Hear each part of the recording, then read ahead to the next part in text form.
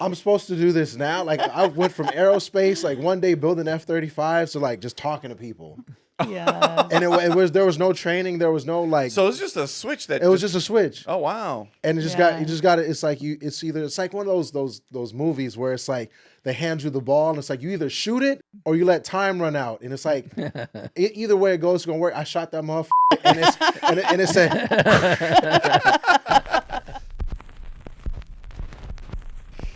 What's up, guys? It's Christina. Yeah, I know I am hosting today, so this is my first time hosting. And again, this is west of Tulsa, if you're not familiar.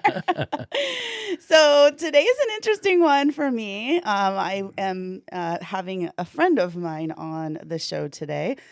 He is a catch. He is a hottie. Oh. He is. There's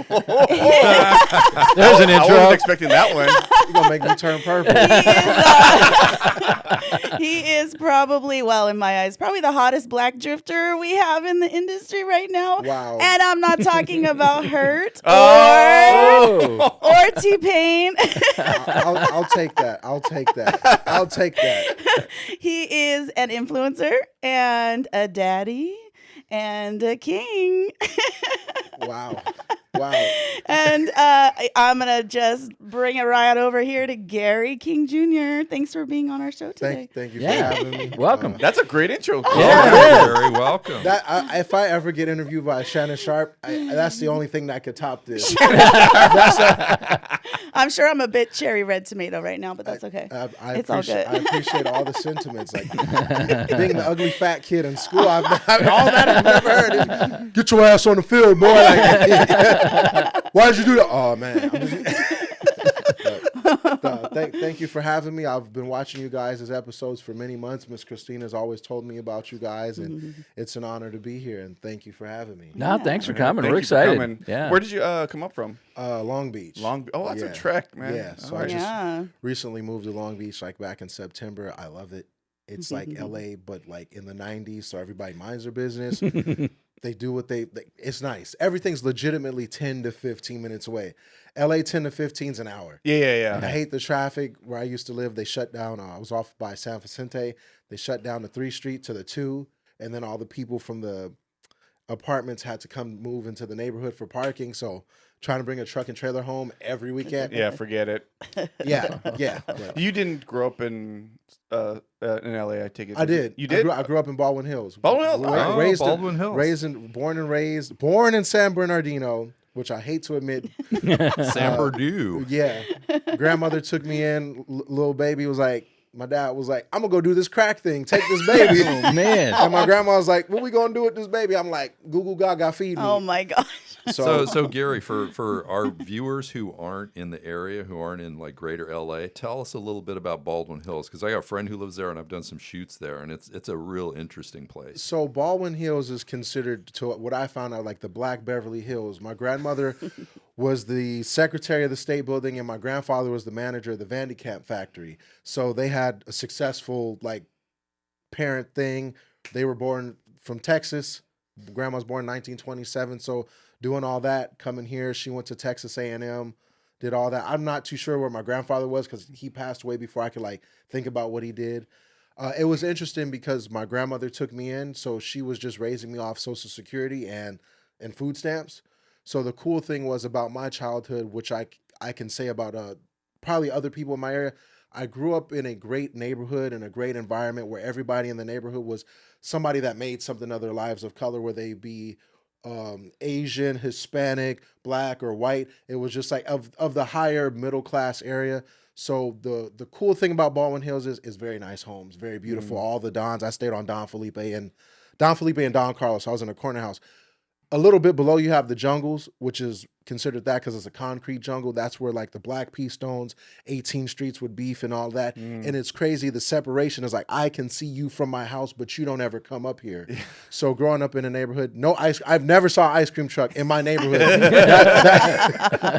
But the level of professionalism, like a lot of teachers, a lot of lawyers, a lot of people who made stuff of their lives live there. So if you're not familiar with like the greater Los Angeles area, Crenshaw district, Baldwin Hills, you had like Eventually, Walmart was Montgomery Ward. Montgomery Ward's turned into Macy's and so forth and so on. You had Lucky's that turned into Albertsons, Big Boys that turned into Ralph's. So I grew up in that time where I got to see the transition of, I'd guess, where older people saw stuff to I remember going to Fedco Oh, I remember with that. my grandmother yeah. and getting a Fedco. Game Boy Color, going to the Sears Automotive Center, doing stuff like that, and just random little things. So that area is different now because the car scene there when I was a kid was muscle cars and lowriders. Yeah. So I was never exposed to like JDM cars or anything like that. So seeing the transition now to where you go there and you see a lot more JDM cars, you see a lot more stuff because the older heads was like, man, back in my day, I had a Mazda RX-7 with the goddamn, it would spool. And I'm like, bro, I don't know what you're talking about. I'm 7 years old, bro. I do not care about your Mazda.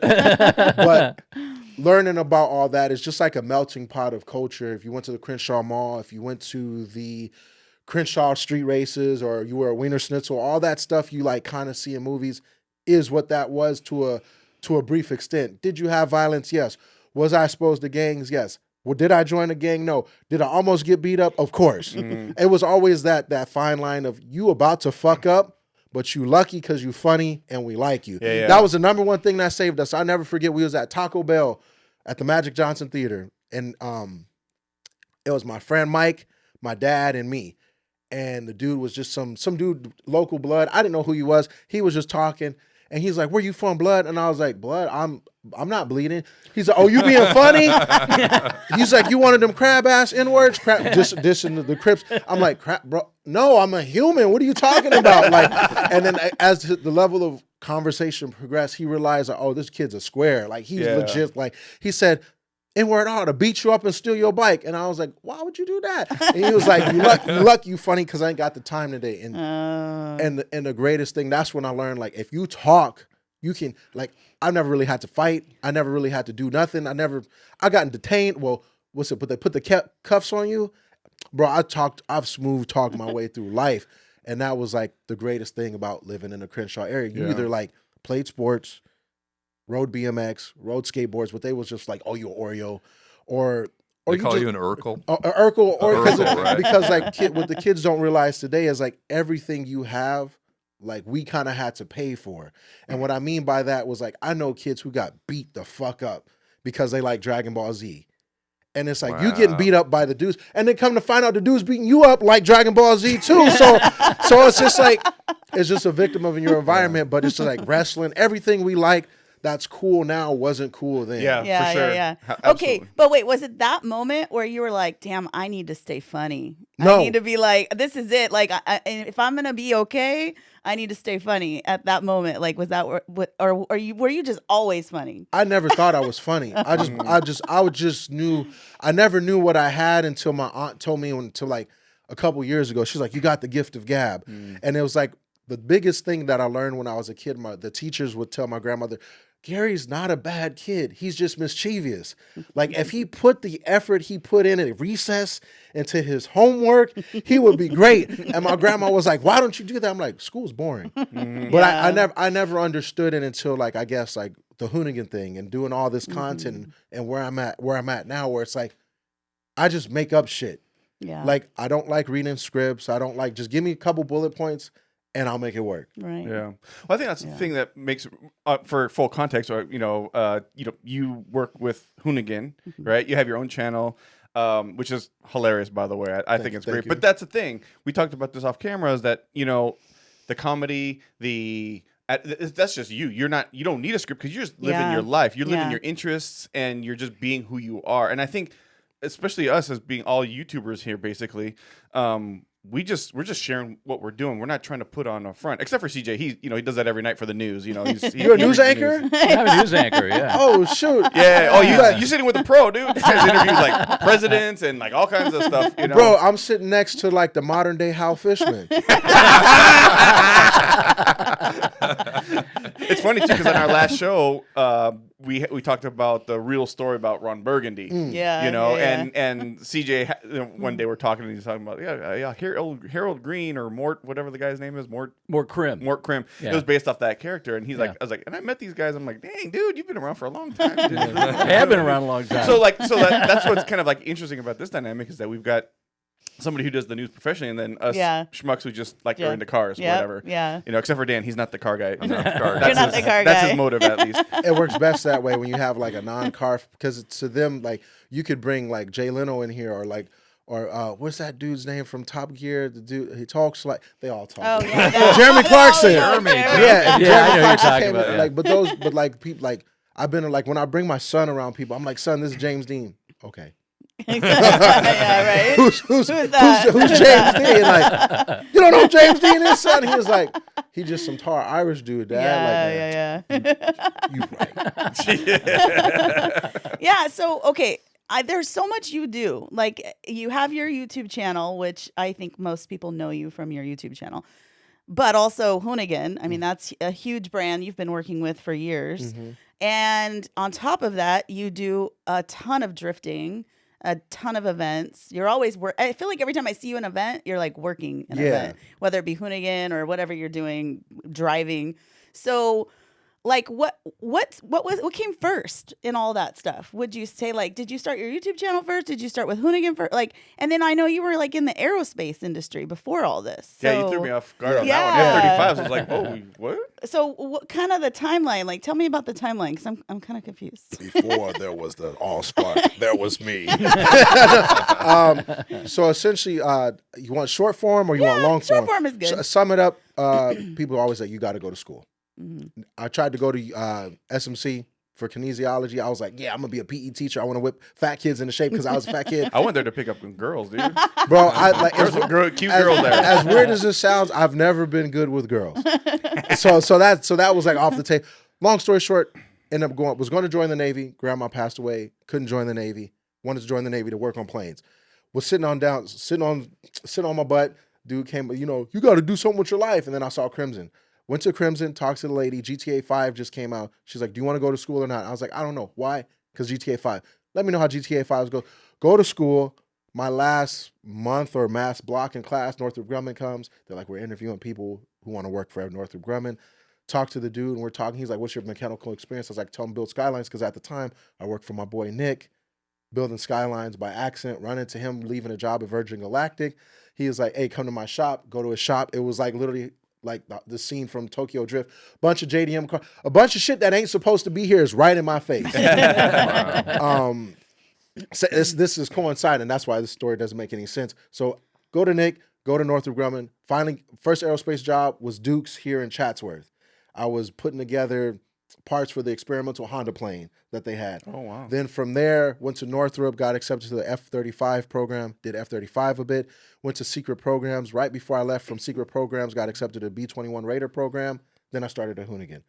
Worked at Hoonigan. Brian Scotto, we met up in a park. We met him in a parking lot, was meeting my friend Parissa, God rest her soul, to go to the Long Beach Grand Prix. Brian Scotto talked to me like how I'm talking to you guys, DMs me a couple of days later. I think you'd be a good fit here.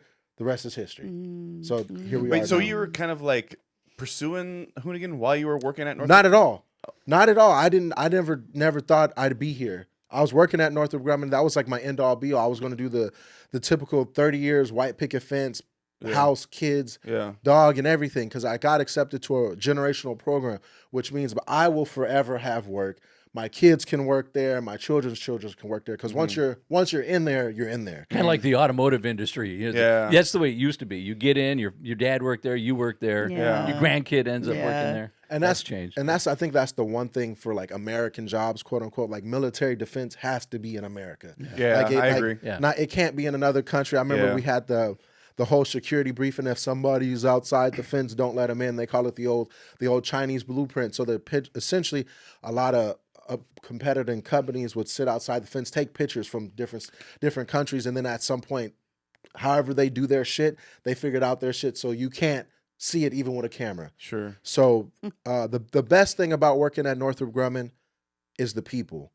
I got to learn various different walks of life. So this is that transition where Obama's out of presidency, Trump becomes the president, and you're learning how to deal with different personalities. You've got former military, still military, retired military, then just civilians like myself who've done like DOD contracting and all that. And the cool thing is like, I'm learning how you see walks of life. I'm learning how you see walks of life. It's like, you like Trump, you like Obama. How do you feel, Gary? I'm like, bro, I'm here for skylines. I don't give a fuck. and this is to this day, people are like, what do you think about politics? And I'm going to put it like this.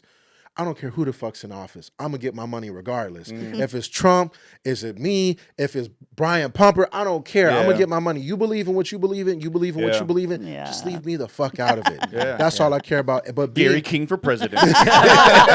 Listen, this is going to sound weird. Let the gays be gay. Let people have guns. Just don't touch the kids and the elderly. Amen. That's my That sounds like a campaign slogan. That's it. And so to all of that, it's like getting to Hoonigan, getting to here. It's like one of those, like, as a kid, you like the teacher's like, what do you want to be when you grow up? I was like, a race car driver, because I played Gran Turismo. Every kid played every video racing game, where it be that off-road game that was in the arcade, Cruising USA, freaking whatever, on Nintendo 64, PlayStation, Atari, whatever it was. At the end of the day, like, I always felt, and I feel now, that I'm living my childhood fantasy. And what I mean by that, when you're a kid, you get a refrigerator box, you make car noises, or you pretend to be a wrestler with your homies on a trampoline, or like you shoot a ball and you say Jordan. Realistically, we know how many people are wrestlers. Realistically, we know how many people actually play sports, and it's like having the physical size to do it, but my heart's not in it. So even if I did do it, I'm taking it away from you, because there's people who are dying every day and every night. And to think about it, like with me in automotive, a lot of people will never get to taste or get to see or get to experience the things I get to experience. And what I mean by that, I have friends who have done activities that have made them millions, but they've never seen Australia. They've died before they can even know what Japan is like. And I'm just humbled by how life works and how all of this works, because essentially, like, statistically, I can't spell for shit. My grammar is horrible. Like, you could ask Brian Scotto himself. When he hired me, he was like, Gary, you can't spell and your grammar sucks. They sent me to the USC online school for grammar. Oh, really? Yeah, bro. I was so hyped. I remember I walked to Brian. Brian, if you watching this, I was Brian and his wife. I ran up to him. I was like, Brian. He's like, well, I know the difference between they, there, and they are. And he was like, and I'm like 26, 27. He looked at me like, what? And I'm like, because for him, he went to school. He's smart. He wrote magazine articles and everything. And it's like, for me, it's like, I know these three, and they're like, good job. Good. He just rolled his eyes, and it's crazy to see as him as a mentor to me. And it means a lot, because he knew Ken. I got to meet Ken. And what people don't realize is, in this grand automotive world, that they laid a foundation for everybody to start their own automotive YouTube. Whether you want to credit it or not, or however you look at it, Gymkhana 1 came out, 08? That's almost 20 years ago. I had a Subaru at the time, and seeing that, I was like, fuck. I wanted a Subaru just watching that. Bro, you could, Dion DJ will tell you, I fucked my Subaru up crashing into a curb. And the worst part about it, like, my nickname, like, for that small period was Ken Black. when I figured out I could, like, do tornadoes in the Subaru, because I watched him, and my boy's like, what do I do? He's like, bro, it should be like a rear-wheel drive, just like pin it and pin it. Bro, I was in the parking lot above Crenshaw Mall, dogging the shit out that poor Subaru. You know what's funny? 2008 is when I bought my Subaru, my Legacy, and Gymkhana, the Gymkhana series on YouTube, was my first official addicted YouTube series that I watched. Legit, like, that's You bring up Ken Block, right? You know, rest in peace. You know, you got to meet him. What was he like? I know a lot of people want to know what he was like. He looks like a legit dude, like he was on camera, like he was in person. And, you know, can you speak a little bit about Ken? So I met him 3 times. And the first time I met him was after they're doing the Kazi, the Cosworth Escort. So it's the dudes in there painting one of the Cosworths, and then he has his Cosworth. This was before they released, like, I'm driving this Cosworth, and we made a mock Cosworth. It's my first, after my first event, FD Long Beach. I walk into 621 Golden. That's the second building after downtown. I'm walking. I'm on the phone with my boy Miguel, and I'm sitting here like how I'm sitting here talking to you, looking straight. And I'm like, man, I'm fucking cooked. Like, I'm just tired. I was sick. I'm drinking emergency all day, eat a cough drop, and I hear, hey, what's up, Gary? I'm like, hey, what's up? I'm like, I don't think you can be in here. And I don't know who it is. And he turns around, and he's got like, not to sound, and I always, Ken Block's got a thick ass neck, and it's just learning. I didn't know it's from race car driving. Like a lot of race car drivers have a thick neck. Yeah. He turns around, and it's like, you know that commercial where the football player throws a kid the towel and he just turns around? Yeah. It was like that. He's like, I think I can be here. And I was like, I got to go. And I'm like, yo, Mr. Block, nice to meet you. Mr. Block. Because I always will call him Mr. Block because I feel like I haven't earned the right to call him Ken. Yeah. Sure. And that's for everybody that's close to him. It's just out of respect. Right. Sure. I'm like, Mr. Block, it's nice to meet you, Gary. He's like, I know who you are. I'm like, in my head, like, bro, I'm like, every time I meet anybody that I've looked up to, whether it be Dave Osato from BMX, Edwin De La Rosa from BMX, freaking any driver, Chris Forsberg, Matt Field, James Dean, whenever I meet somebody, I'm like, there's this list that pops in my head. And it's like, you know, when you watch a movie and it'll be like, oh man, Michael Schumacher, 10 times, all that pops up and I regurgitate it. But this time I was like, hey man, how's it going? He's like, man, I'm just trying my best. And I'm like, do or do not, there is no try. He points, he says, Master Yoda. I'm like, yes. So every time and I was only talking to him for 5 minutes. And the number one thing I don't like to do with car people is talk about cars. Reason why is because we live this, we breathe this day in, day out. So for that brief second, you can take somebody away from that. That was it. And I didn't know he was a Star Wars dude. So that was the first time I meet him. The second time I meet him was at the Hoonigan party where they're like, hey, we just reached just a certain amount of subscribers. And it's just like this. Like he's staring at me. And it's not even like a long, it's just a brief, like, don't fuck this up. and then the third time I met him was the last time I met him when he brought over, I believe it's the Hyundai. We were at the Compton building, and he comes and he's doing this. And now this is the first time I get to see him drive. And this year was the last year he was alive. And the conversation was one of his like agents or whatever. I don't know who they are. I just remember the conversation was like, how do you feel about going to Utah? And I was like, for what? Like to work with Ken. And I was like, I'd love it. And I just love it that we feel your personality with his driving would blend well because you're hyper, he's focused. So it's like the way you look at things isn't the conventional way you look at things. So that would be cool to see how you see what he does. And I was like, cool. So that last time that I met him, saw him drive, it's when he does the donut under Hertz car in the building. Because I'm like, you got this. I know he got this, but a little positive reassurance goes a long way. And I'm sitting there watching. I'm like, fuck. Like, it's like you watch sports, you imitate the movements, which is what I was doing in the parking lot. Then you get to see the player play, and then it's like, then you become the player. And what I mean by that, even in my own automotive, like I've been drifting less than 2 years. But the shitty thing for me is that I have to learn what you see is what I'm learning. So there is no like, I want to go practice. I want to go do this. It's like everything is right now. And go back into what we talked to before this, going in front and talking to people. If you fuck up, like that first 5 seconds is all you got to the impression on people. If you fuck up, it's either you're going to walk away. Oh, sorry, I touched the thing too much. All good. Either you walk away or you're going to stay and watch this shit burn. Yeah. And I'm like, you're going to watch this shit burn. And the hardest part about all of that is just like, it's like watching a dude fight who doesn't know how to fight, but he's just mimicking what you do. But he's like, bro, this dude's learning as he goes. And that's been my whole life. Whether it be school, whether it be the church, whether it be Northrop Grumman, whether it be automotive, and learning from what I learned from Mr. Block is that, and Scotto was like, how do you take all this and make it about you? And what I mean by that goes to marketing. Essentially, Hoonigan's a really great marketing company that shows automotive lifestyle. And everybody's doing that now. And the hardest part is, how do you market yourself? How do I watch this? How do I become what I want to become? Mind you, going back, I didn't want to do this. Scotto was like, I see something in you. You don't see it, but I know what it is. Yeah. Having Scotto, Zach, Vin, Ron, Hurt, Kakawa, Micah Diaz, Corey Hossiford, Georgia, and a bunch of other people, Bradley Saxton, a bunch of other people, it's understanding like anybody can make $1. But how do you go about making $1?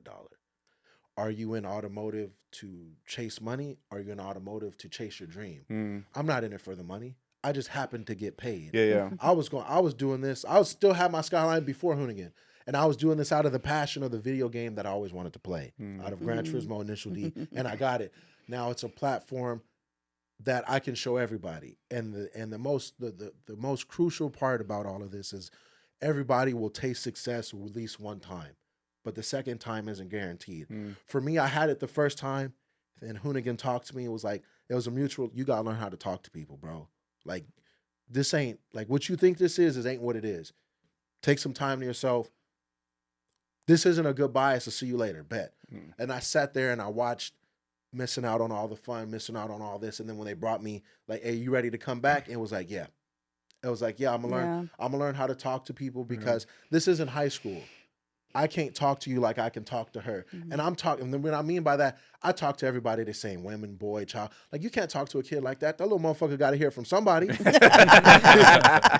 I would agree with that. But see, I think that's why so many people like you, though, because you're real, you know, and you really weren't, you didn't get things just handed to you. It wasn't like you weren't born into this. You don't have a rich family that just, you know, you just got things. Like, you work hard for your stuff. And this is one of the things we talked about on one of our last shows was when your wheels got stolen. How messed up it is because you work hard for your shit. Like, and then somebody just takes it, you know? So like, I think that's why you're so popular. I think why people like you so much because you're real, you're easy to talk to.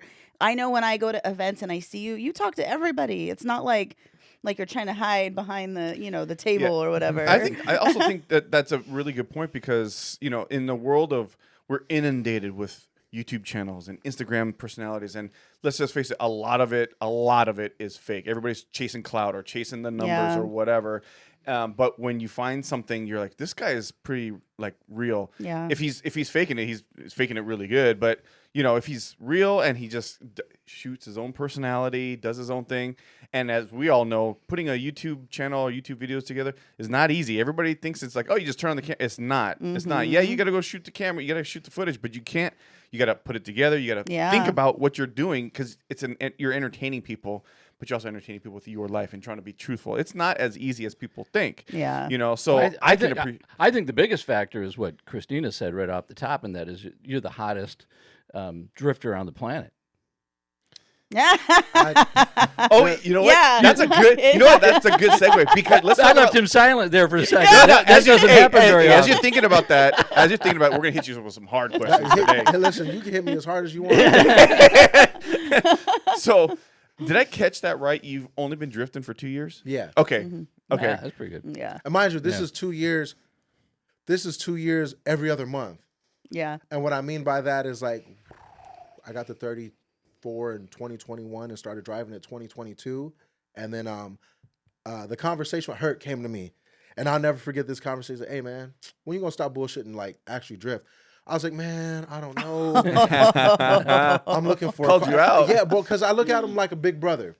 And the thing is, like, when your big brother will always push you. He's like, when you gonna stop? I was like, bro, I ain't got money for a car. You got a car right there. Bro, this is my Skyline. Like, I'm not about to fuck this up. And then he was like, listen, it's gonna take you to places. I guarantee you drive this car, it's gonna take you to places you wouldn't even imagine. And I was like, you know what? Fuck it. What do I got to lose? And the grant, I was like, yeah, I paid like 60 grand for this. Fuck it, I'll throw it away if I got to. And what I mean by that is, a lot of people won't never invest into themselves because they look at the dollar amount. $60,000 for a car is a lot of money. Mind you, this is just the car. I haven't done shit to it besides drive it and fart in it and eat in it. And I was like, you know what? I'm never not going to listen to you because everything you've told me or anytime somebody of status or somebody sees something in you, just try it. The worst you can say is like, At least it didn't work out. Yeah. But I can't fail unless I try. Yeah. So I was like, fuck it. I hit up Rob at Pop Shop. I was like, hey man, I was type on the Instagrams looking for a diff. My boy Rob at Pop Shop said, I got a Cusco 2-way right now for you, $700. I'll install it for you and everything. Just bring me a S14 core. Brought him that. Put the diff in. Then I start driving. No angle kit, no nothing. I'm learning at Apple Valley. I took like one private day. It took me so many tries, so many fucking tries. Shout out to Jay Lynch. He was the one who taught me how to transition. So we're doing that we're somewhere by Willow Springs. I'm driving my ex, him and myself and his daughter. And I'm trying to he's like, what do you want to do? I was like, I want to zap and then zap. He's like, when you zap, just let it lift, let the car hiccup and it'll bounce and then get back in it. Don't let it zap too long because it'll straighten out. I do that. Took me 2 tries, figured it out. Then we go to James Walt the next week. It's Matthew, my ex, and myself, and we're here. I'm like, I want to drift like the whole Chingadera, and I'm doing figure 8s, and Matt's like, man, stop fucking around, just try it. Clutch kick, did it.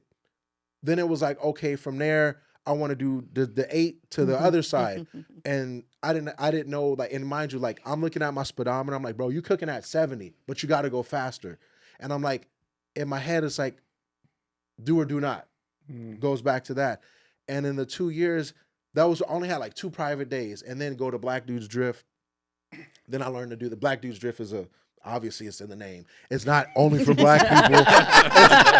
It's open to everybody, but for Black Dudes Drift, it's understanding there's black dudes that drift. There's more of us than you see. There's more than meets the eye, Megatron.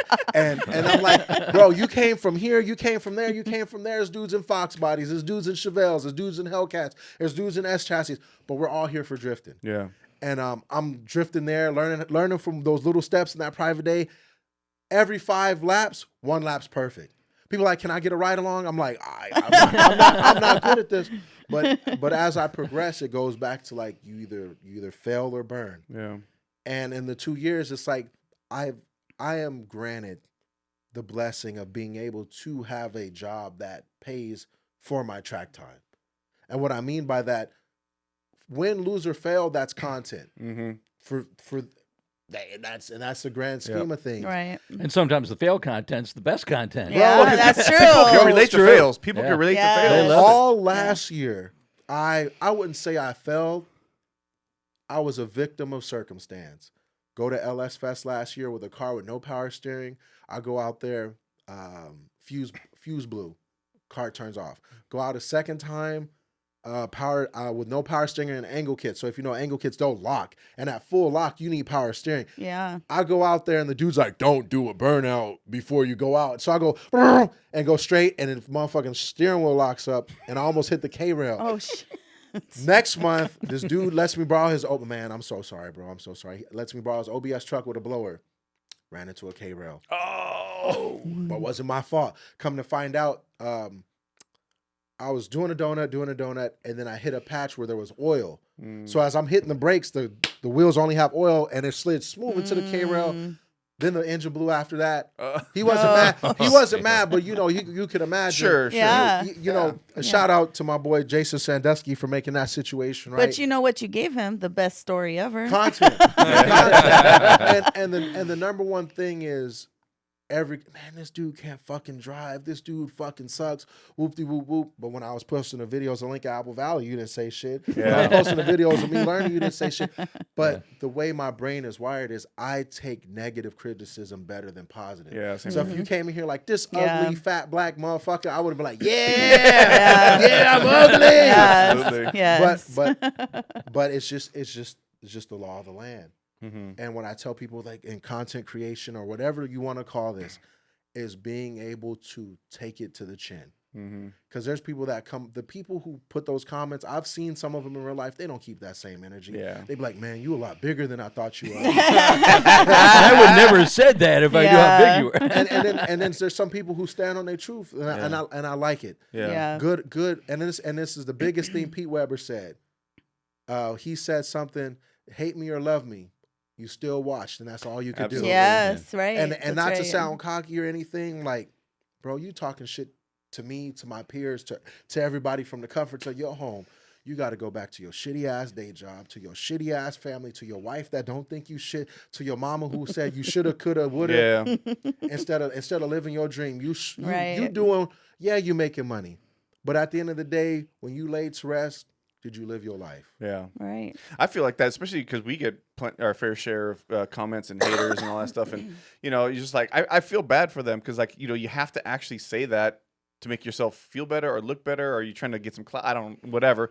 But, like, all the people that I know, especially when we go out to events or, you know, at the races or whatever, the guys out there doing it, they're not talking negatively about you. Because they're going through it with you. Yeah. Yeah. You know? Yeah. And I think that's what people like. That's what I love about your channel is that you're kind of riding along your life. So people are getting to be either inspired, entertained, Yeah. get a good laugh or whatever, or find out good information. Because you have information, whether it's, you know, by chance or you're purposely doing it, you're providing a service to people. And then all they have to do is like unsubscribe if they don't want to watch it. That's it. Yeah. Plain and That's simple. right. But for some Yeah. reason, people just got to be like, "Oh, you suck. You guys don't know what the hell you're talking about." Or they call Dan a boomer. Or No, you that know. was me. Oh, so see,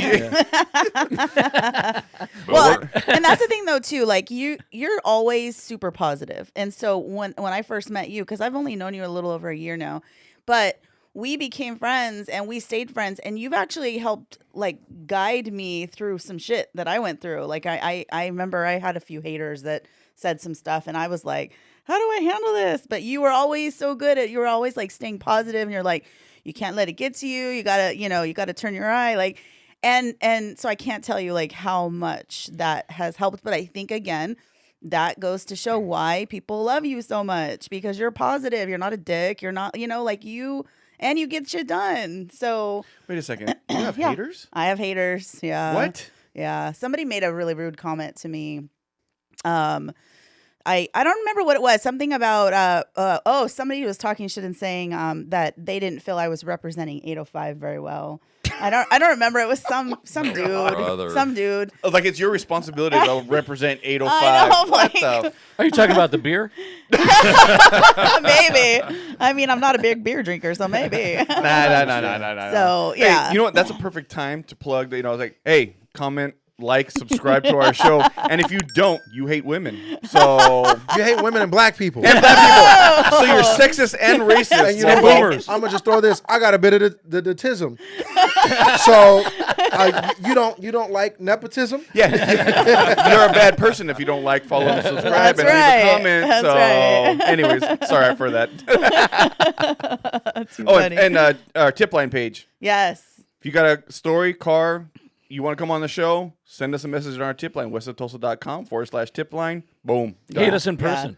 Right. Yeah. Hate us in person. Hate us in person. Come join us in the studio and hate us. Yeah. Anyways, so Okay, so I'm curious about your son. So, like, recently, like I would say in the last few months, you're introducing more videos where your son's in your videos, and your son's a teenager, obviously. How old is he's 16. 16. Yes. So he seems to be interested in drifting and all the car stuff. How is that going? It's fun because the way my son describes our relationship, he's like, Dad, you can't be mad at me annoying you because I am you. And I'm like, Dad, and then I call my mentor. He knows how to get to you.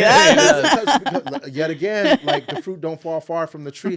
And it's the art of persuasion. He's like, Dad, you know I've got a way with words. I'm like, I wonder where you get it from. But to hear it back to me isn't mad because we share all the same hobbies. He likes Transformers. We like anime. He likes cars. Everything he loves. And then people like, Dad, Emmanuel, your dad's cool. And he's like, this the biggest like I can see in his eyes of when we go somewhere. And so people like, are you the dude with the car? Are you the dude from when? Like, yeah. And I'm like, oh, this is my son, Emmanuel. I don't tell people his name. Yeah. So they're like, oh, this is my son. He's like, hi, I'm Optimus Prime. And I'm like, but I'm like, bet, like I'm not going to tell you, but it's because you still shaking their hand. It's just you don't want them to know your name, just in case. Yeah. And they're like, you know how lucky your dad is to be your dad? He's like, yeah, I know, I see him every day. but it's because he's so cold, calculated, but he's the fucking he's him. Like it's if I could describe my son, he's a more efficient me. Yeah. Like the boy, I can't be mad. Yeah. His B's are almost A's and his C's are almost B's. And it ain't one of those like, oh, it's like a 70. Like, no, his B's are like 89s and his C's are like 79. So he's at that like just one more test. Yeah. And Same shoe size. He's damn, that boy is 6'1", 210. Wow. So it's like every time I get new shoes, like we got new shoes. And it's the gift of not having for him to have. And like I explained, he knows I'm away a lot, but you understand I'm trying to build a future. So if you want this, you can have it. If you don't, you can sell it and do whatever you want. Because when the dust settles, we're in this together. And he always says, I can't wait to work for you. And I'm like, I can't wait to work for you. And then one day it was like, for me, with me. That's the biggest. If you work for me, then there's no. You're not an asset. You're just a cog in the system. Yeah. With me, you understand the input and everything. Yeah. And the best thing about him wanting to drive cars, he's like, Dad, I want to drive the Mark II. Drive the Mark II. And I'm like, don't do nothing stupid. You know, the first thing he does, he's trying to pin it. I'm like, this car don't make no power. But are you low key proud of him? I'm low key proud of him for trying because if that car got up from underneath him, I'm gonna just tell him to keep the floor pinned. And if the cops come, my son's just learning how to drive. He don't know no better. You know what I'm saying? Don't do that. You gonna yell at a kid, bro? He's just trying to learn how to drive in an open parking lot. And he's like, Dad, when can I drive the 34? And I'm like, man, soon. And I'm like, in my head, man, this motherfucker don't run long enough for you to drive it. I saw him on some footage of him on the simulator. Yeah. How was that? That was emotional for me because my father wasn't always around. So I don't know how to throw a football. I don't know how to throw a baseball. All those fundamental stuff, like the cliche stuff, I didn't get to do that. Like learning how to ride my bike, my dad was in the backyard watering some shit. I'm like some kid weeble wobble, one training wheel breaks, break the other one. I break the other one and I'm like doing all this. I never forget, I learned how to ride a bike in my grandma's kitchen, holding the walls like this. and then I'm riding the bike through the house. But like showing him and how to drive that thing. And then he's driving, I'm like, right hand, left hand. Because if I say shift up, shift down, he doesn't know what the fuck that means. So and I'm watching him after that first 10 seconds of me. He's driving Lime Rock, and he's like going down the street, man. And mind you, I'm like, son, listen to when you think you should shift. If it pegs out, you should have shifted way before. And 3 laps in, and I'm like, that's my boy! That's my boy! He can do it! That's awesome. He can do it! Oh, that's great. But it's just one of those, he likes what I like, because I could have had a kid that zero interest. Yeah. And Transformers to the T, we like different style of Transformers. He's a Bay first kid. So all the Michael Bay movies. But then I was like, those movies are shitty. He's like, you got old man syndrome. and what I mean by that is when you ask people about Jordan, LeBron, Jordans are great, but you're stuck in a period of what you watch. So if you peel back and actually watch it, I watched the Transformers movies again because of him. I'm just mad because the Transformers don't look like what I want them to look like. But the substance is there, there's more ruthlessness, there's more aggression, there's more story. So I respect it. Will I buy the figures for me? Maybe. But for him, he likes that, but he likes the same stuff. But having genuinely go to same hobbies, sometimes he don't be feeling it. When we were at Hot Pit, he had an allergy attack. And I'm announcing, he's like, Dad, I gotta go. I don't feel good. And I look at him his face is puffy. And as the dad in me is fuck, I gotta take this kid home. But I'm like, bro, they paid you to be here. So I hit up Rance. I'm like, Rance, throw him the keys to Mark II. Rance, take Emmanuel home. Bet. And it wasn't for what. It was all the people around me is the system. It wasn't why do I have to do this? Threw him the keys. He's like, bet, come with me. Yeah. And he handled that. Gilbert, if there's an issue this, do that, do this. And it's just, or Joss or Jocelyn or John, it's everybody around me facilitates for him, but also he facilitates for me at the booth. He's bilingual. He speaks fluent Spanish. So people come, you just think he's just some curly haired black kid, but nope, everything works. So the biggest blessing, I told myself, is having him. I'm learning how to be able to express my feelings because I'd get angry and frustrated a lot. It's just understanding, bro, you're overwhelmed. And I said, my son was being able, he's like, Dad, am I annoying you? Am I annoying you? and you know, they do that shit. I'm like, little nigga, yeah. But the way he describes it is I'm annoying you on purpose so you can learn how to deal with it, because my biggest thing is if you can't deal with your kids, how can you deal with people in the public eye? Oh, for sure, yeah. And being in this world, you never know when any of it, a camera could be on you. And we've all seen it. Think about when Michael, what's that fool? Christian Bale. He crashed out on the instead of Terminator Salvation. He's yelling, "Are you fucking stupid?" This, that. And it's like, bro, I didn't even know Batman was British, but now, but just stuff like that. And it's like being able to deal with shit at home, and you could do that, you'll be able to deal with the rest of the world. Right. Yeah. He hasn't driven the R34 yet? Fuck no. Fuck no. And that's not a fuck no. Like, I don't believe in him. I still have to teach him how to drive stick shift. Yeah. Mind you, he has to learn how to drive a left-hand drive car, stick shift. Like, I got the EG hatch, and he's like, this. He looks at this, bro. Dad, this thing's a piece of shit. I'm like, son. I hit him with. I feel like it's Craig. It's Craig and his dad. Son, you don't know what this is. It's a 1993 Honda Civic EG CX. And I'm like, this car's designed. It's been stolen once. He's like, somebody will steal this. I'm like, son, you don't. That's don't right. know. He doesn't know. You're going to learn in this and you're going to learn in that. But it's like, I know he's ready. So the plan is, and he knows this, is my grandfather's engine is out the 34. And I'm going to put that in the Mark II. And I want to build the car with him. And then eventually next summer, try to drive somewhere far. Do the whole, like, you want to go sightseeing, son? And it's like this is Vegas. This is Arizona. That's as far as we get it. But I told his mom, like, I'd love to build that car with him, teach him to learn how to drift in it, do everything he wants to, and then actually build a car for him. I had an R32 4-door that I was going to do a VQ swap, this, that, and the third. And then time became crucial.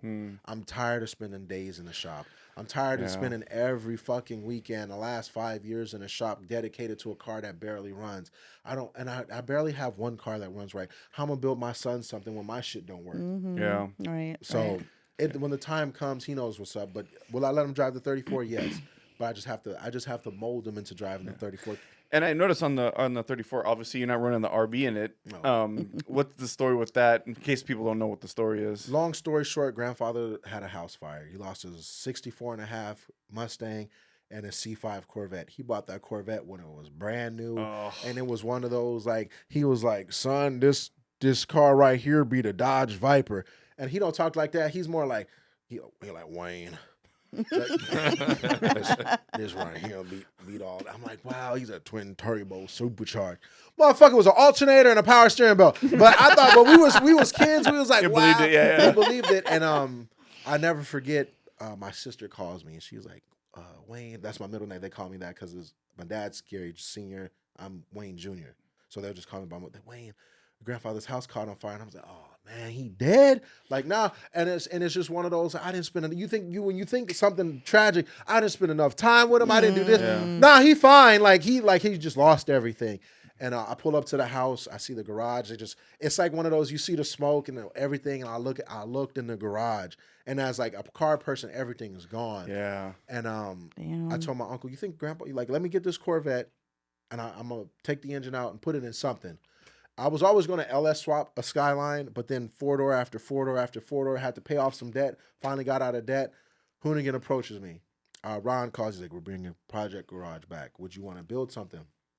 I was like, I got an LS engine that I want to I'll put in a Skyline. He was like, all right. I was like, because the first thing I was like, I built my R33. People seen enough of that. That car is done. And I'm like, cool. I was like, I want to put an LS on my Skyline. Sounds good. And he tells me the ways to how to get sponsors, what I need to do to massage them. Bet. Do that, and then pretty much took my grandfather's C5 Corvette. When the house fire happened, the blessing of this whole thing is the fire fell on top of the car. And since the car is mainly fiberglass, it looked woven as if like it was cooked. The fiberglass was cooked. So as I take apart everything, I give it to a dude to dismantle the car. I was like, as I think about this is a bad deal because I like paid him to dismantle the car and let him keep the parts. I get the engine, we're taking apart the engine, and they take this like the cylinder heads off and just dump water out. And like, yeah, this engine's fine, bro. You could just run it like this. And I'm like looking at Narina, I'm like, what should I do? The dude's like, we have two options. You can run the engine like this, or we could just rebuild it. We rebuild it. And then that's when I learned, like, because we're tearing down the engine and everything, how simple an LS is and how basic. Like, I can tell, I'll call LS engines Forrest Gumps. Because why? Because they keep running. Yes, they do. Why do you keep it? Because you told me to. And essentially the coolest thing is that put the LS in, then I show my grandfather. Magnuson, I tell them, Magnuson Superchargers right down the street. I tell him, like, this dude named Aaron comes. He's like, Vin introduces me to him. Thank you, Vin, very much. He's like, what do you want to do? I was like, I'd love to supercharge his car in honor of my grandfather. He's not dead. I say in honor, but they like, is he dead? Like, no, he was very well. And I never forget, we put the supercharger on this whole thing. And before I go to SEMA, I'm driving from the tuner. I pull up, no front end, no nothing. And so I film. He don't know. You think I'm using a calculator probably. I'm like, Grandpa, we did it. He like, boy, you got this thing in here, man. Damn, new serpentine belt, new power steering. I was like, yeah. And I'm like, yeah, Grandpa, yeah. He's like, man, Wayne, this thing sure is pretty. I was like, man, that's cool. And the cool thing is because he's born in the age of like the difference between street racing for him and street racing for me is street racing for him. The cops catch you, they beat you up, then leave you somewhere. And luckily he was never in that. Like he's seen it happen, but since he's fair skinned, he passes just for kind of like he's mixed, but he passes for like kind of like a white dude with a tan. And hearing the stories and everything, because growing up with my grandparents and now seeing like Sinners and seeing that time, because grandma talked about picking cotton, Jim Crow, freaking liquor laws, this, that, and the third, and hearing him talk about that, it was like, just like, bro, whatever, but I understand it. And I don't know how he'll take it, because like, again, like I told you, I wasn't there, like, and the car brought us together closer. I call him at least once a week. I haven't called him this week. It's his birthday tomorrow, Saturday. Yeah, tomorrow's his birthday, so I'm gonna go surprise him. Car don't work, but that's the blessing that we share, that he can share that. And it's just gonna sound so insensitive. So this is just my grandfather's words. These aren't mine. He's like, man, I'm gonna call your car Hiroshima. I said, why? He's like, because you'll hear it before it hits you. And I'm like, I'm like, damn. But it's he's stuck in that time. And I'm like, because essentially, like the setup I had, like people, if you want to know how loud it is, it sounds like a NASCAR. It's as loud as a NASCAR, but with two-step. So just imagine hypersonic, loud. That's it. If you ask anybody, that motherfucking thing blew your ear.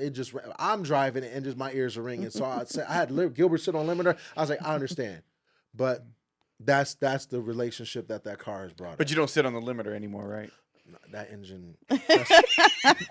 I thought I cooked that engine if my oil pan fell on me. The baffle windage tray came up and was slapping against the crank. So every time I take it apart, that was it. Second, most people don't. I just blew my second engine. I don't know. It'd be on the verge of like, how much money am I gonna spend? How much torment is this car? Like to be in anything devoted, whether it be singing, dancing, athleticism, like even like I compare it to bodybuilding.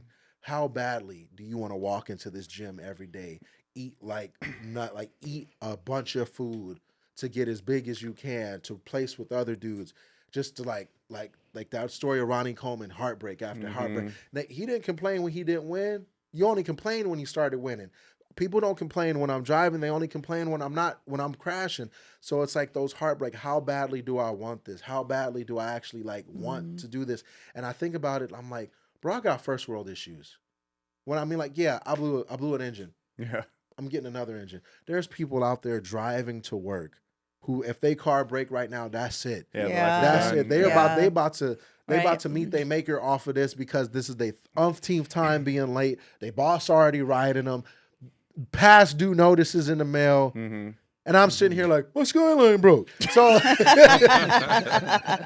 a good perspective. That's the way I kind of look at things. Like, to go back to to be a real, like, it's just, I always thought of life as a glass half full. And what I mean by that, I could sit here and be like, oh, my dad did this, my dad did that. I saw this. I saw a lot of traumatic things as a kid, but I don't sit here and be like, life is whack because my dad did drugs and no, bro, I had a great life. Yeah. Like those are the building blocks that make you appreciate shit. Right. Like, you know. Do you feel like there's a responsibility, especially being let's call it celebrity influencer, responsibility to the younger kids like your son's age, to put that message out there in your content? Yes, for me, because outside of what we watched, because I guess we grew up watching sitcoms. So you have Family Matters, All in the Family, Jeffersons, stuff like that. Then you transition to reality TV, which just shows you a bunch of hogwash. And you can't, when you watch reality TV, I can't separate the real from the fake. So for me, I only know how to be me. So for the kids, like they're like, what do you recommend? What do you want to do? Well, I don't think anybody's dreams are stupid. I think everything is possible to an extent, and the extent is just money. So, for example, a little kid told me I want to go to space. Gail Anderson and her homegirls just went to space. It's just money. Well, I want to be the first person to be able to fly. Well, you can't grow wings, but you can make a jetpack. Money. So with kids and myself, it's understanding I'm just a giant child. If you really wanted to break it down, I'm a giant child.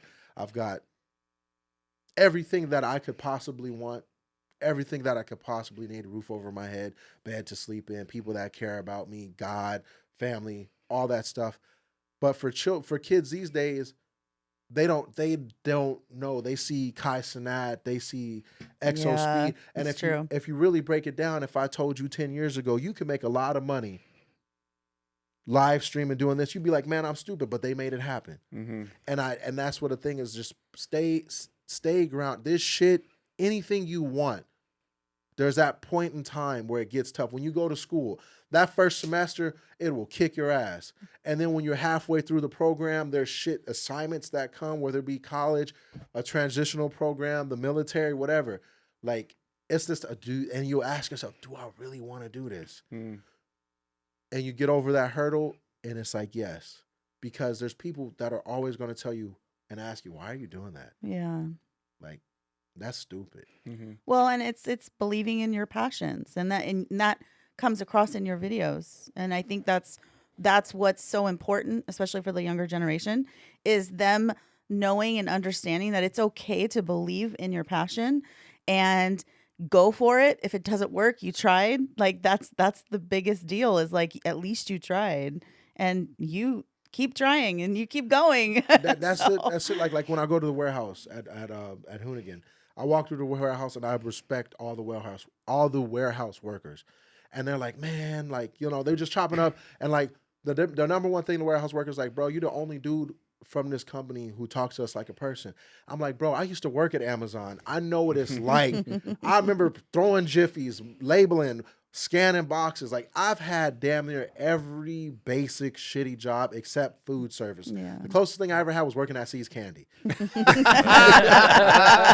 But it's like you realize, like, I've had all these jobs, and the number one thing was just that taught me is humility. Yeah. Whether it be a aircraft carrier cleaner who don't speak Spanish, the common ground is food. The common ground is music. The common ground is like struggle.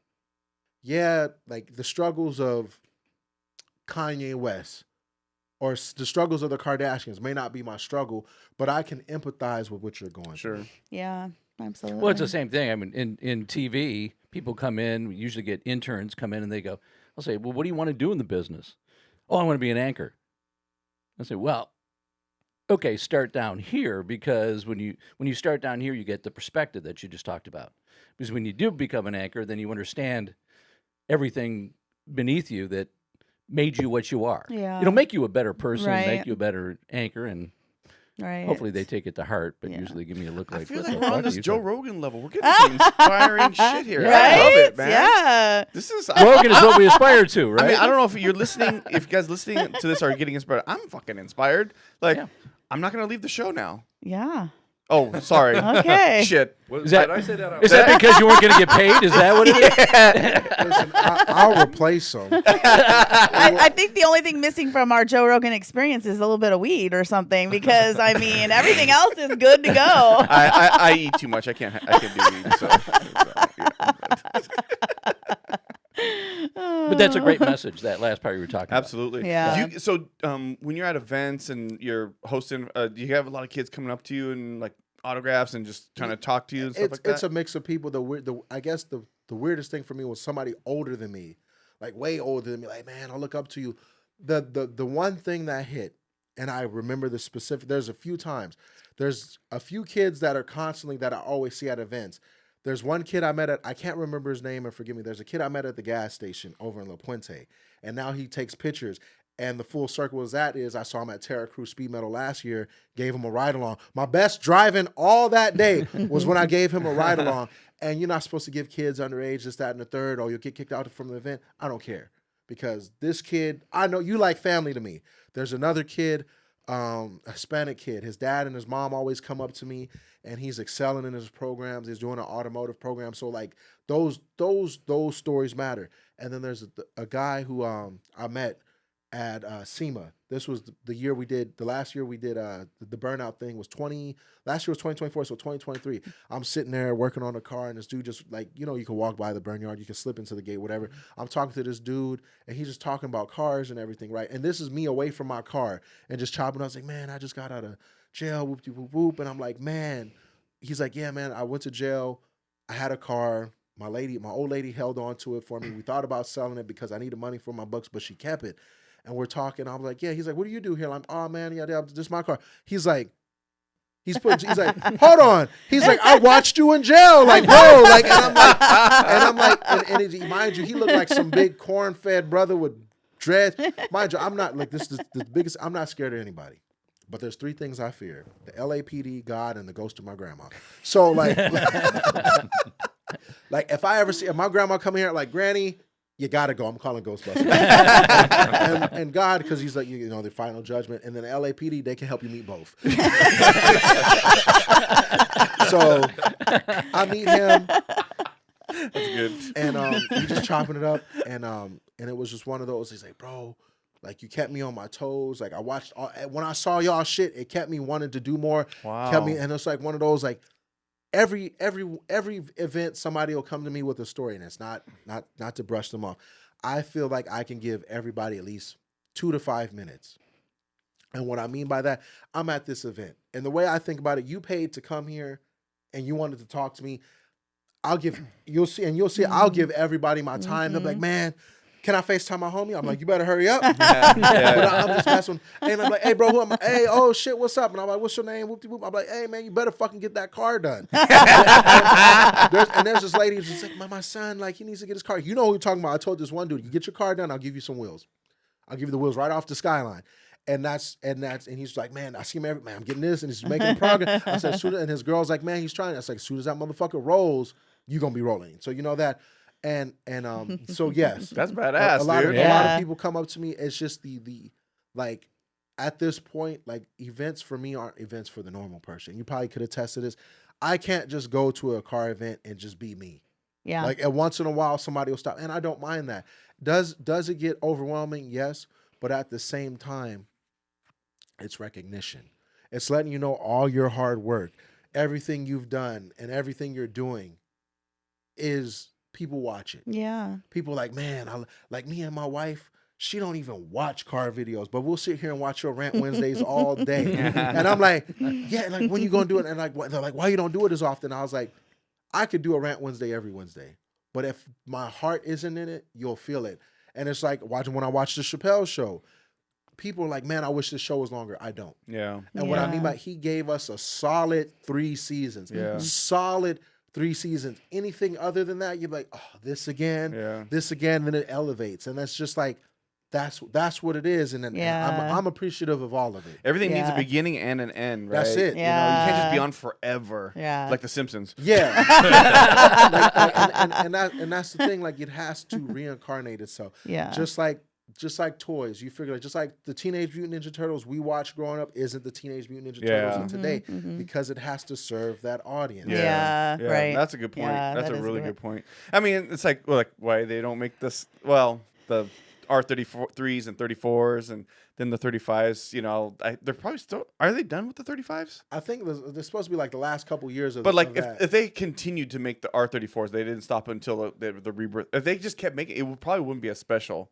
So I can totally appreciate a limited time. You know, we're here on this earth for a limited time, so everything else should be on a limited time. You know? Right. So, did you have any of this covered in your rundown for the show today? Was this? Yes. You yes, did? Okay, I did. cool. I don't want to get too off topic. You know, but oh, my bad. I don't want to. I don't want to swing. No, no, it was all good. It was, and it's funny too. I was gonna throw in there that when I saw you at SEMA last year, and I usually, when I see him, I try and like stop and say hi, but I firsthand get to watch like all the people who want to come up and talk to him, you know, because they're like, "Ooh, Gary," and but it was cute because I had my buddy, remember from the East Coast, yeah, and I remember him telling me like the night before he texted me. He's like, "Are you going to see me tomorrow?" I'm like, "Yeah, I'm probably gonna stop and say hi to Gary." He loves Gary, like watches his stuff. And he was like, "Well, let me know when you go see him because I really want to meet him." He was like super excited. That's cool. He was like a little kid. I loved it. It was great. And then I have a picture of the three of us. It was hilarious. But I love seeing how many people love you because it's not just one particular type of person.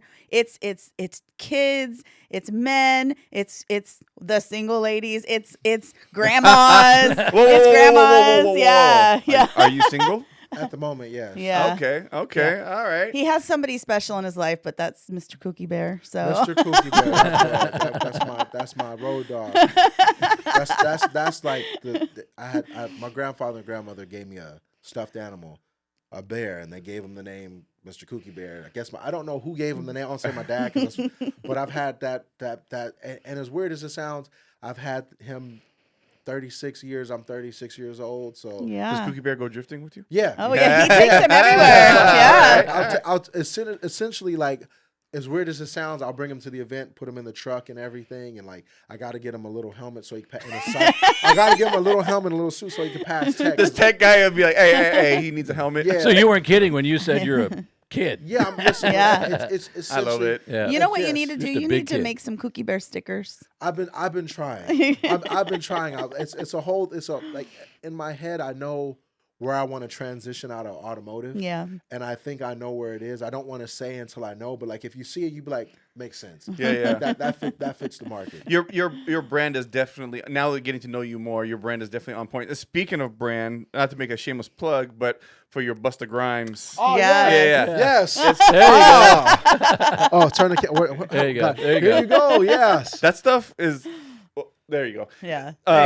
First, I actually thought, like this, when I first saw your first plug for it on your channel, when you first put the sticker on your car, I thought that was your nickname. I was like, oh, that's a cool nickname. And then you posted out, it's a cleaner. I'm like, oh my gosh, that's even better, dude. So even with that, my boy Rory from Big Country Labs, we were at this cheap ass buffet, and he was, Gary, the number one thing you want to do. He's Australian. I'm fucking butchering your accent, so I won't even try. He's like, the number one thing you want to do if you want to make money in the world, give them something that they don't know they need. Mm. And I was like, what? He's like, you'll figure it out. With me, I made wings until people bit my style, and now people no longer run wings. But you'll find something. So I'm in the shop one day spraying it. We're going through cases and cases. Every car guy goes through cases and cases of brake clean. And I was like, it's like the fucking, I said, I told my boy, why don't I make brake clean? And he's like, I wouldn't know how to make that, but like, if you figure it out, more power to you. I'll call up my homie. I'm like, yo, I got an idea. Cause he's like one of those, he invests in everybody. It's like one of those, he has enough money to invest in everything, but I've never seen the ROI come back. It was like one day it was a dispensary, one day it was this, one day it was that. And it all worked to an extent, then he got out. So it was like you got what you needed and it made it work. Mm-hmm. And he was the dude that sold me my first R34. I was like, I got an idea. I want to make a break. He was like, what's the idea? And he's like, you know, when anybody asks you what subject, predicate, all that shit you need to have filled out. And this is just me, the gift of, bro, I want to make a brake cleaner. And he's like, how so? I was like, bro, think about it. Like everybody uses it. Mm-hmm. Everybody needs it. But like when you think of mopping products, this, that, and the third, you think Pine Sol, WD-40, Dawn, this, that, even if it isn't what it, like him to scrub that, even if it isn't what it is, you're going to call it by that, by default. Brake clean, brake clean is a brake clean. And I was like, bro, so he's like, okay, cool. He does his thing, and he's like, we got to come up with a name. Original name was Colt 69.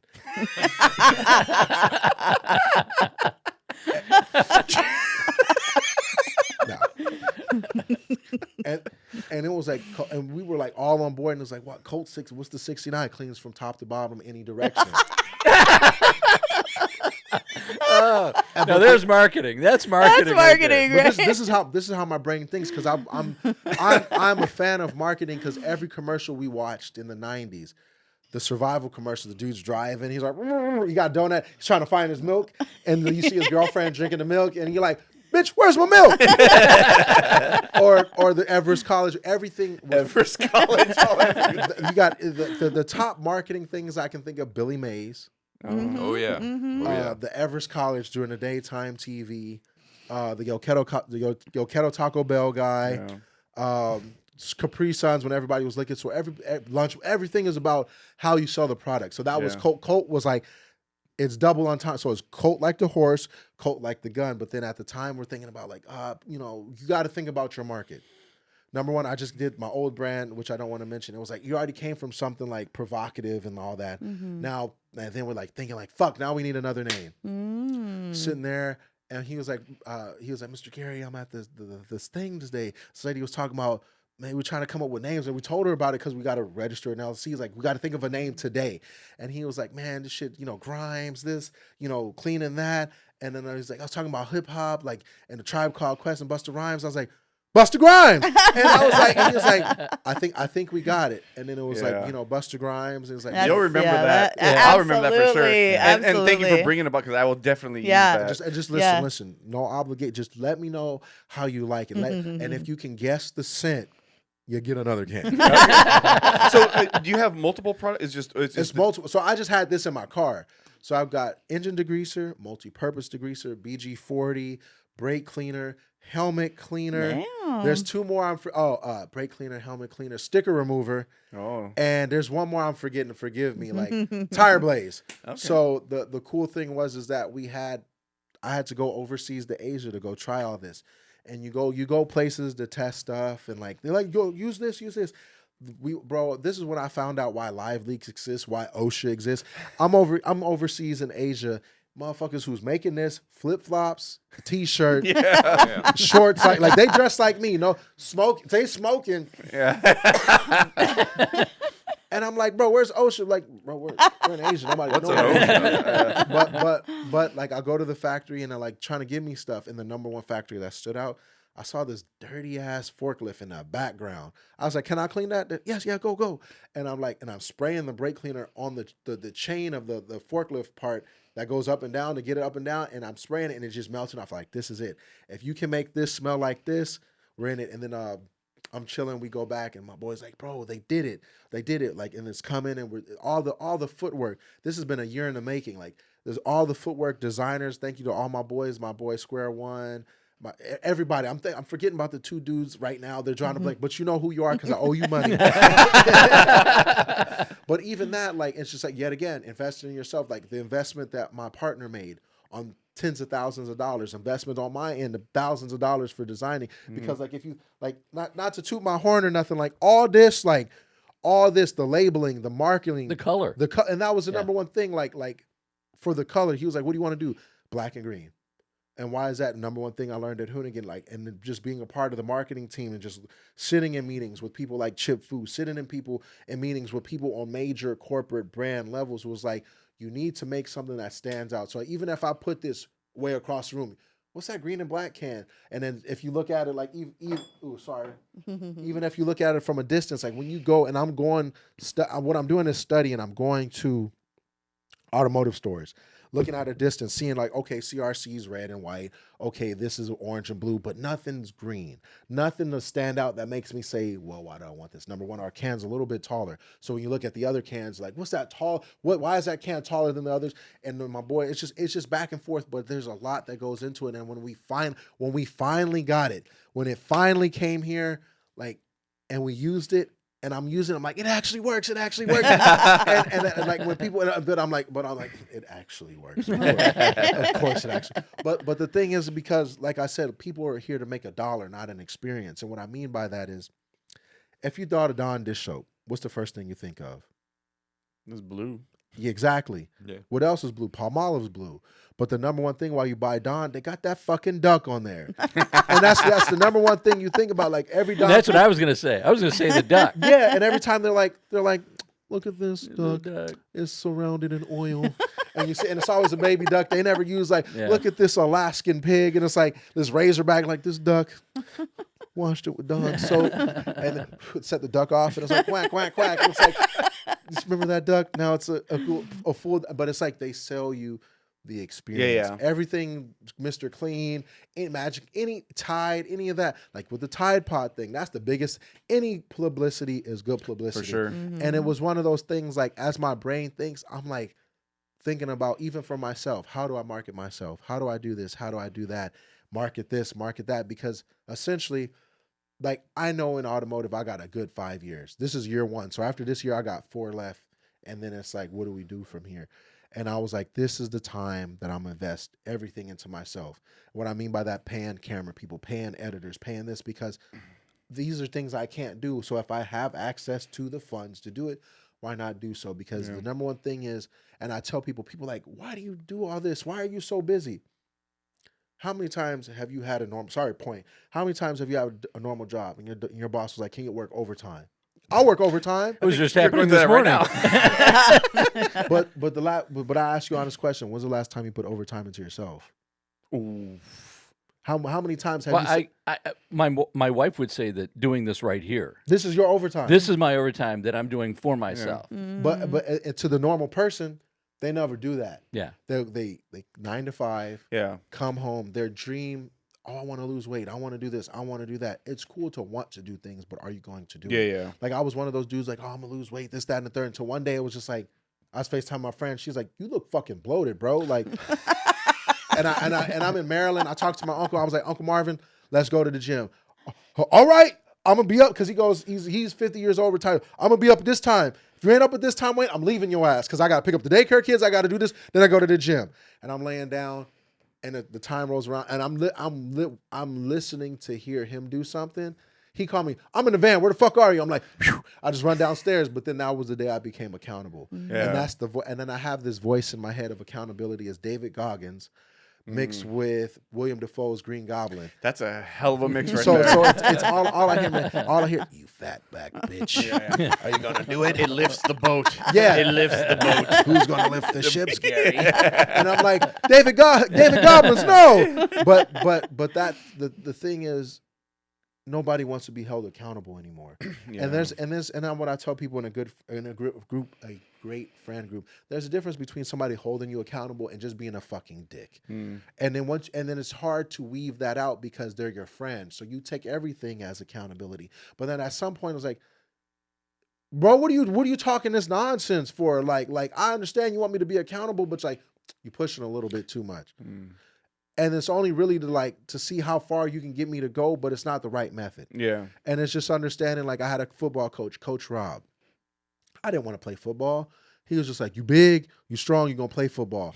And it was just one of those, just having size, having power. Imagine I have the hard R strength, and I'll just leave it at that. You can just, whatever you want to use the hard R strength. And it's just like, we're pushing the sled. I don't know shit about football. I'm pushing it. It's like, drive. They stop driving. I push the sled all the way in a circle. With nobody pushing it. And they're like, well, push it again. I'm like, why? I don't say why. I'm like, what I do? They're like, you don't know how to follow a basic command. And if you can't do this, how are you going to translate that into real life? And that's where team sports create structure, this, that, and the third.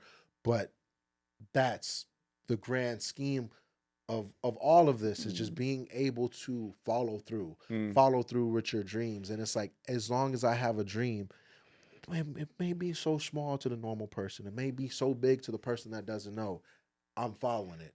And to be able to wake up and say, I am blessed to be busy all the time for myself, for the companies I work for, is great. Because I told my friend DJ when I was 18, I was messing around. I was like, somebody gonna give me a free turbo one day. He said, N-word, who the fuck gonna give you a free turbo? It wasn't, I don't believe you can't get a free turbo, but how are you going to get a free turbo? I was like, I don't know. I'm going to make it work. Garrett's my sponsor. Yeah. There you go. Magnus the Supercharger is my sponsor. He called me at least once a month. We talked for like 30 minutes. Hey, G, I'm proud of your fat ass N-word. Like, I remember when you was out here living doo-doo paper in the sink, and I was like, you right. You right. But like I say again, am I burnt out? Yes. Do I get overwhelmed? Yes. First world problems. My boss is me. And the giant H.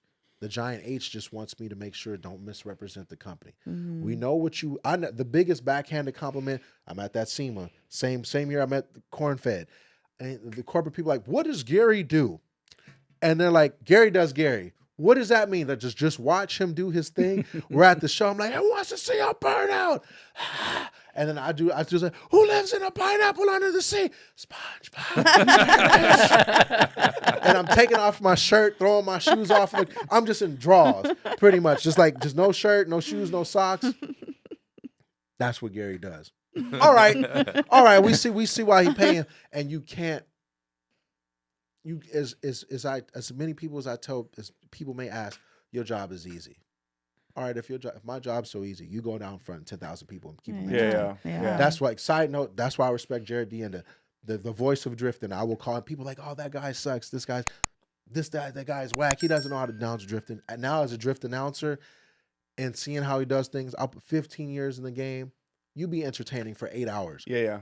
2 times a day. Try 8 minutes. Yeah. Eight minutes. Yeah, like at Hot Pit, I'm in the stands and I'm listening to you talking, and you have to carry a conversation for hours, and you have to also know who's on the track, what's going on, and it's a lot. Like, I don't think people realize how much pressure that is. It is, and for me, it's like, it's not the pressure, and it's like, at first I used to take Hot Pit as a joke, and what I mean by that, no disrespect, Jeff Jones and RJ, when I say take it as, this is just a drift event. But then when FD came on board this year and they started taking the Hot Pit seriously, then I started noticing the viewership was more than prospect. We got something going here. Then the criticism, the feedback. There's a difference between criticism and feedback. Jeff was like, go back and watch the shit. I didn't used to go back and watch the shit until this last round. My boy Gilbert's like, bro, I hate to say it, like, your boy's running circles around you. I said, nigga, what? Like, what you, excuse me, I'm like, N-word, what? He's like, yeah, your boy's running circles around you. So I watched the video on, like, what to do as a better announcer. What do I need to do to be better? Because at this point, I have God-given talent, but what is it? Skill beats talent every day. I think Mike Tyson said that. There's a dude out there throwing left-handers all day. Yeah, I got a nice little something, but when you get hit with the and you get thrown off, then it's like, okay, dial it back.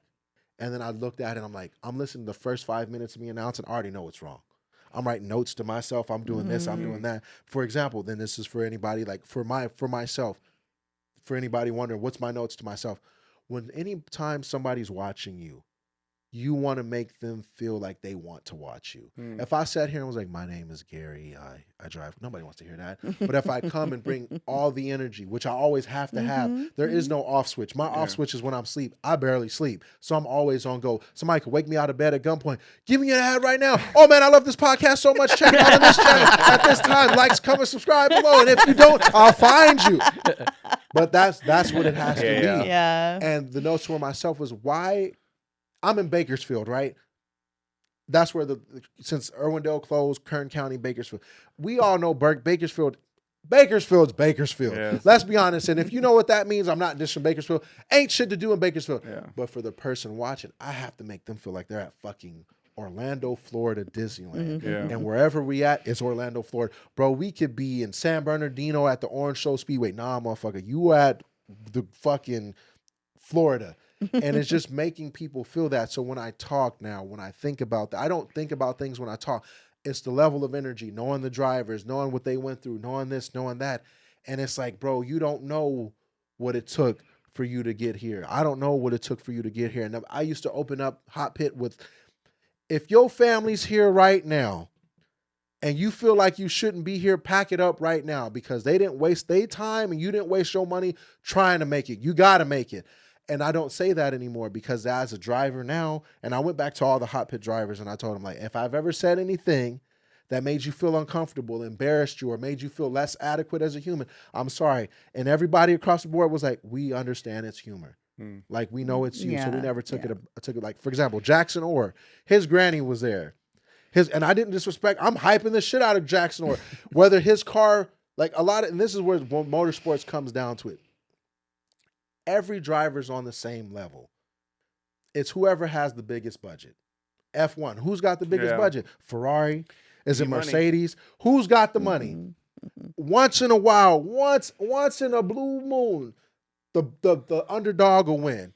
And then what happens when the underdog wins? Big corporate company screws him up. Chelsea DeNofa was the underdog for years of drifting. I remember him drifting that 4-door E46 with them giant flags on. Then the next year he was with RTR. He's a champion. Now he's living his life. When I saw Jeff Jones for the first time in an all-black S14 with a giant X, no sponsors, no nothing. Now he has his own drift series that's competing. Ooh, excuse me. That's a competitor for FD. Me coming from aerospace, not knowing what I was going to do in life. Like I thought my end all be all was going to be B-21 bombers. Oh, great. But now I'm here. So it's like every little thing, something comes from something. And in motorsports, it's like understanding, like, don't give up. Like, it's hard. This shit hard. Right. This shit ain't easy. Yeah. Because like they say, this is what I tell people. How many people are competing versus the people watching? That lets you know how hard it is. Yeah. Right. Yeah. And the that's higher you very go, true. the numbers get smaller and smaller Yes, exponentially. yes. Think how many F1 drivers you know? Not one. How many F1 drivers you know? 3. No, I'm Way I just to wanted blow to the- stump you. That's all. At best, the closest thing I know to F1 driver is Jesse Ouija, which is a NASCAR driver. That's as close as I met him, and I met what's the goddamn Tony Stewart once.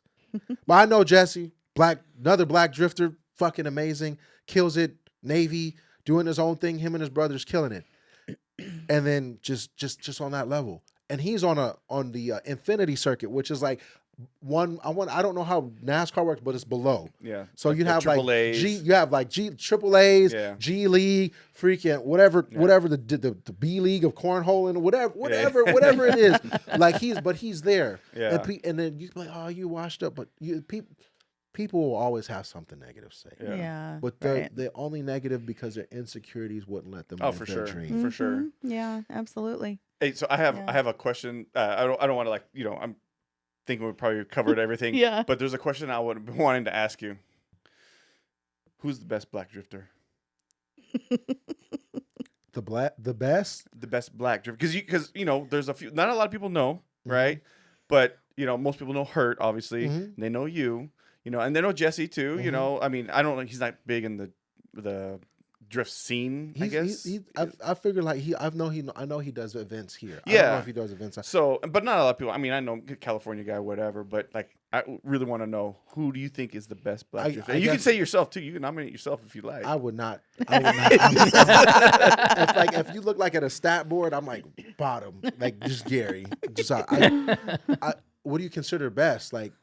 Well, I know drifting is subjective, based off, Are you basing it off of accolades?